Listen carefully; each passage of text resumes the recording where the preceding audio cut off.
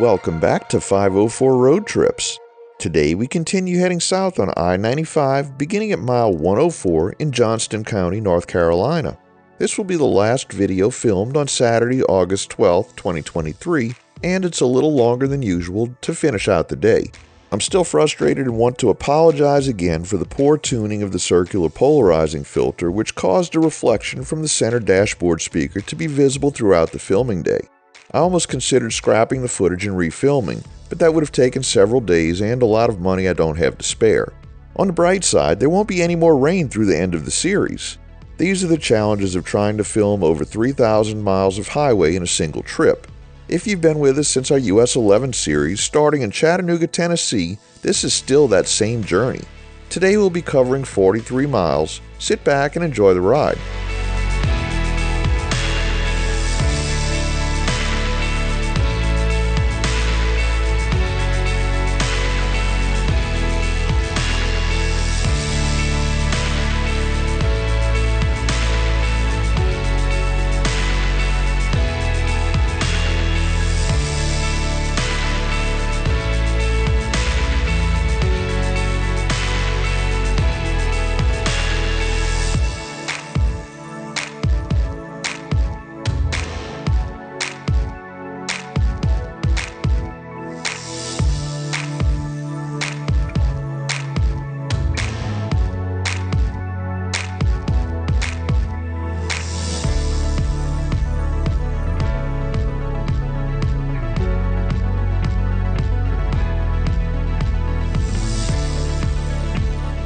We passed through the town of Selma, home to 6,317 residents as of the 2020 census.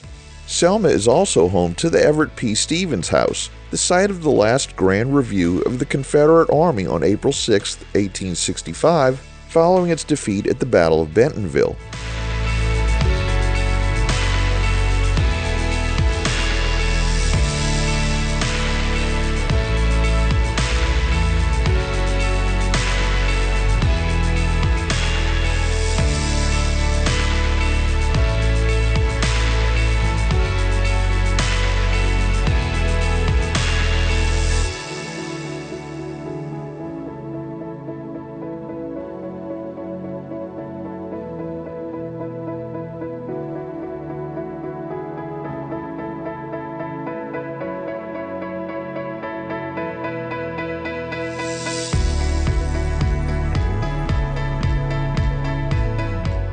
At exit 97, US Highway 70 crosses I-95. Since this video was filmed, the newly designated Interstate 42 has been aligned mostly along US 70. I-42 now crosses I-95 at the next overpass on US 70 bypass, but without a direct interchange. Although signage for I-42 started going up in September of 2024, as recently as December of 2024, it still wasn't listed on the big green guide signs on I-95.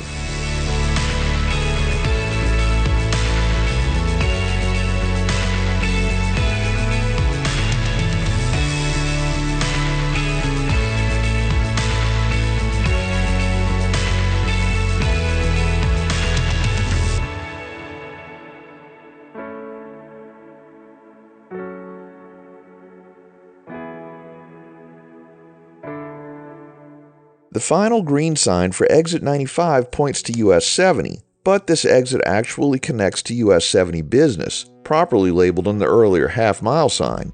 US 70 Business serves Smithfield, West Smithfield, and Whitley Heights.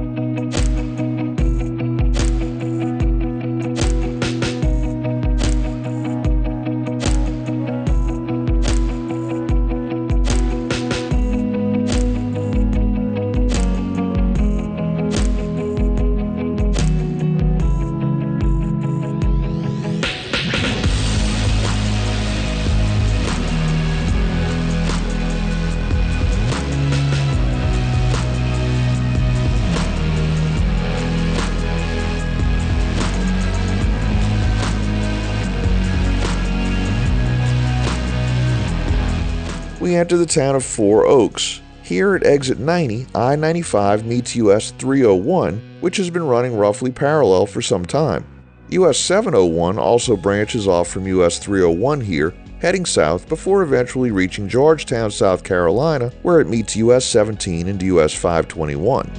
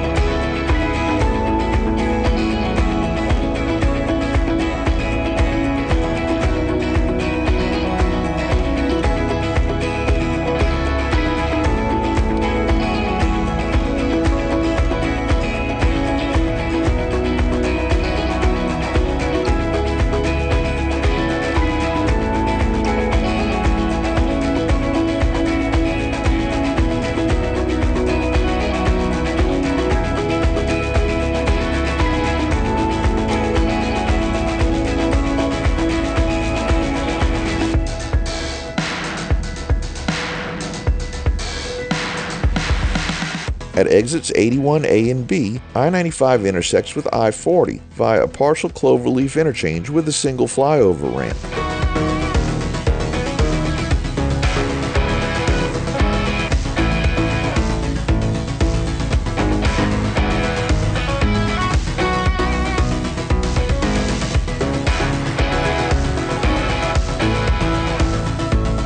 We arrive in Benson, which has been I-95's control city since Rocky Mount. As we enter a lengthy construction zone, no new control city is posted, but Fayetteville is likely next. This construction appears to be an effort to widen I-95 across North Carolina, though Google Street View images from March 2025 show no visible progress compared to this footage from August 2023. Earlier imagery dating back to November 2022 shows the same conditions. Benson itself is a small town of 3,967, likely used as a control city because of the nearby junction with I-40.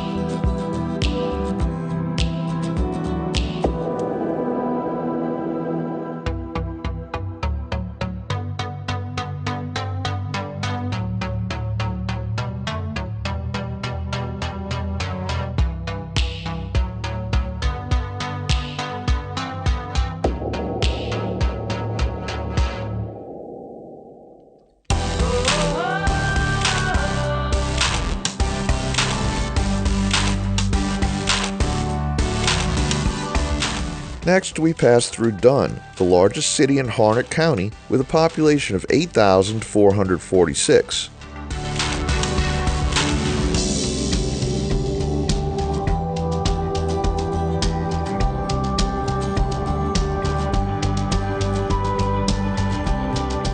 At exit 73, I-95 crosses US 421. This highway runs east to Wilmington, North Carolina, and stretches northwest all the way to Michigan City, Indiana, spanning over 900 miles.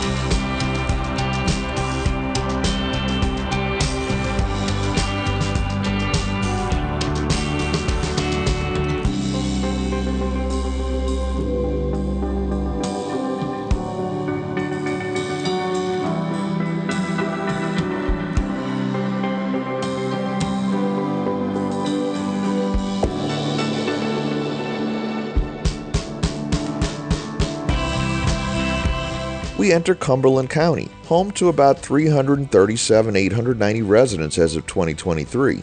The county seat is Fayetteville. A 2023 study by Americans for the Arts found that nonprofit arts and cultural organizations in the area generated $72.2 million in economic activity during 2022, supported over 1,100 jobs, and produced $9.5 million in local, state, and federal tax revenue. In April 2024, the Arts Council of Fayetteville-Cumberland County announced that arts and cultural events drew more than 900,000 visitors to the region.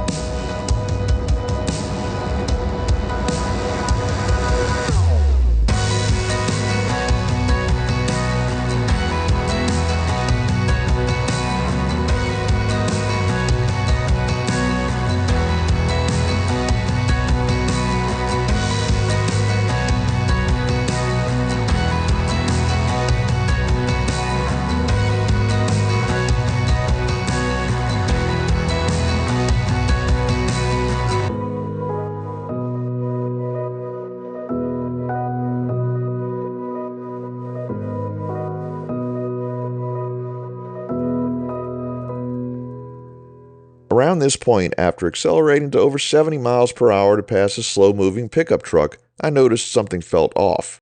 Earlier, the low tire pressure warning light had come on, but I hadn't connected it to possible damage from the construction zones we encountered way back in Connecticut. This Honda was my first experience with low-profile tires, and with only a couple of inches of sidewall, you don't feel a lean or heavy vibration when a tire goes flat. The suspension absorbs most of the shock. The only real clue is sound, and by now I could hear the road noise getting louder. Once safely past the pickup truck, I started coasting, hoping to find an exit soon. At exit 61, we pulled off. It wasn't until I reached the new, seemingly unnecessary roundabout at the end of the off-ramp that I felt just how bad it was. We definitely had a flat. At the truck stop, we discovered the full extent of the damage. The tread had completely separated from the sidewall, but somehow stayed wrapped around the rim, saving it from destruction. That marks the end of our filming day of August 12, 2023, as we head to get the car towed, replace the tire Sunday morning, and head home on a tight schedule. Thanks for watching. Join us in the next video as we return a year later to complete the journey.